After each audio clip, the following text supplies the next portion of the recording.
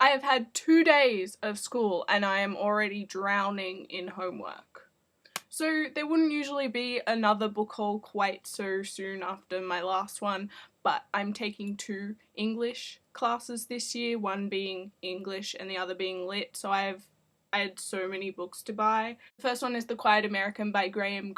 Because the teacher went on and on about it, I already know pretty much everything that happens, but it is still really well written. It's set in the French Vietnam War, which is essentially the war that happened before the actual Vietnam, the Vietnam War.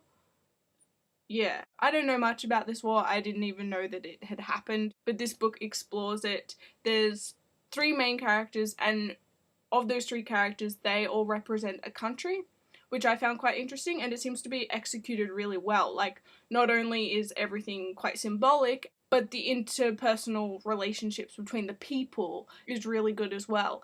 They're interesting people and characters that happen to represent something. So far, I read about a quarter. This seems to be quite well at balancing both of those. I can't wait to finish it. Next one is The Red Badge of Courage and Other Stories by Stephen Crane.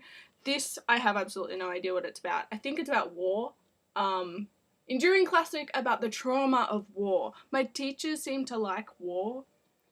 The next one is Persuasion by Jane Austen. I have not read a Jane Austen novel, and I was actually thinking about it a few months ago, and this was the one that I chose to read, and then I was like, nah, I don't really feel like it. I don't think I'll like her writing. But now I'm gonna be forced to, yay! I will have to try out her writing. I have no idea what this is about. I assume there is a young lady who is persuaded. Just a hunch. I'm kind of excited though to see if I do like Jane Austen's writing, because she is so well known, and I honestly don't think I will. It does not seem like something that I will enjoy, but so many people do, and it's worth a shot, especially since now that if I don't read it, I will fail the class. That's quite motivating, really. Next one is The Collected Poems of T.S.Eliot. I said in my resolutions video that I wanted to read more poetry this year, and lo and behold, I'm gonna have to. I only know one T.S. Eliot poem. I'm not really into poetry. That's kind of why I want to start reading more of it. It's kind of like what I imagine other people feel when they read Shakespeare. Like, Shakespeare makes sense to me. I can read it. I get what he's saying. I get the jokes. I get most of it.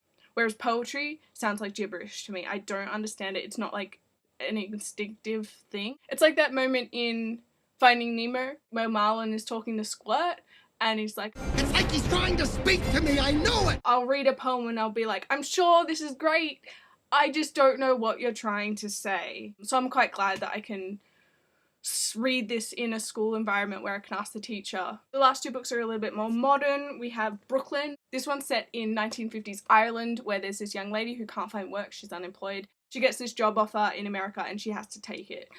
So she moves to Brooklyn, and I assume it's probably about what she experiences there.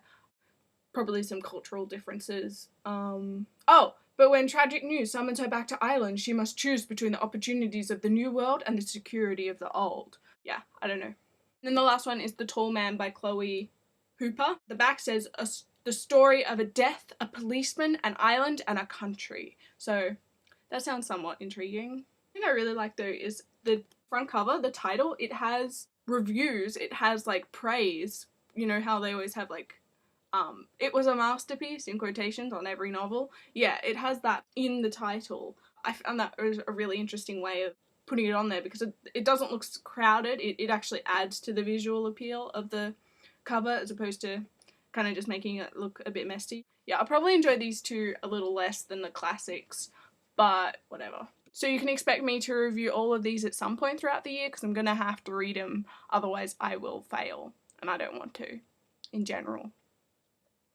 I'm actually really nervous about having 2 English classes. I've never done that before. Some years I've had English and some years I've had literature, but never both, and that's quite a workload, so I'll see how I go. Thanks for watching, see ya.